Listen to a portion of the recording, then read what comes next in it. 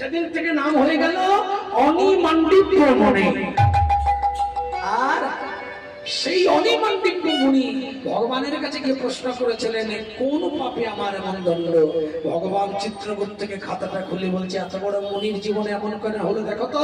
খাতাটা খুলে একই কেস, ওই ফড়িং ধরত আর লেজটা কেটে দিয়ে ঘাসের টুকরো ঢুকিয়ে দিয়ে আনন্দ পেত। ভগবান বলল, এই জন্যই তোমার এই সাজা। মান্ডিব্য মুনি বলল, লঘু পাপে গুরুদণ্ড?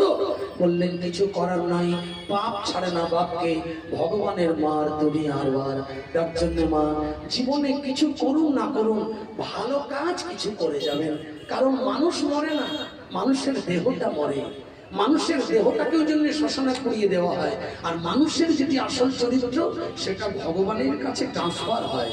নবানি জীবনানি দেহি, আবার নতুন দেহতে সেটা ট্রান্সফার করেন ভগবান। তাই আপনার ভিতরে যেটা মানুষ, যেটা আত্মা, সে কোনোদিন মরে না।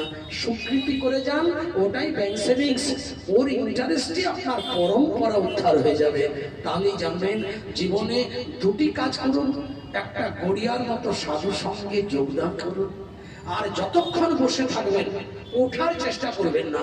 এই যে কুচকাচ করে উঠছেন বসছেন না, এটাই কিন্তু হরিবাসনের নিয়ম নয়। হরিসভার নিয়ম হচ্ছে বাউন্ডারির ভেতরে ঢুকলে ভেবেই ঢুকতে হবে, 3 ঘন্টা মন দিয়ে সাধু সঙ্গ করব। অগণিত ভক্ত বৈষ্ণব এই মঞ্চে আছে, যাদের গোপনে সেবা আছে।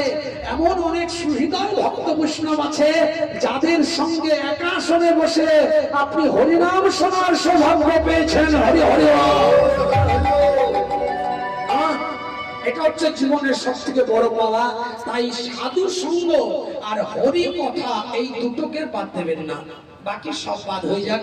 সোমবারে শিব ঠাকুরকে না ডাকলেও তার রাগ করবে না, মঙ্গলবারে মঙ্গলচন্দ্রীর পুজো না করলেও মায়ের রাগ হবে না, বুধবারে পদাদিত্য ব্রত না করলেও রাগ হবে না, বৃহস্পতিবারে লক্ষ্মীর পাঁচালি পড়ুন না পড়ুন রাগ হবে না, শুক্রবারে সন্তোষী মাকে না ডাকলে আপনার কোনো ক্ষতি হবে না, শনিবারে বড় ঠাকুরের মন্দিরে পুজো দেন বা না দেন অপরাধ হবে না, রবিবারে সূর্য পূজা করে সম্মান বাড়ানো ইচ্ছা প্রকাশ না করলেও আপত্তি নাই। শুধু প্রত্যেকটা মুহূর্তে সাধু সঙ্গ করার লালসা আর হরিনাম গাওয়ার বাসনা রাখবেন।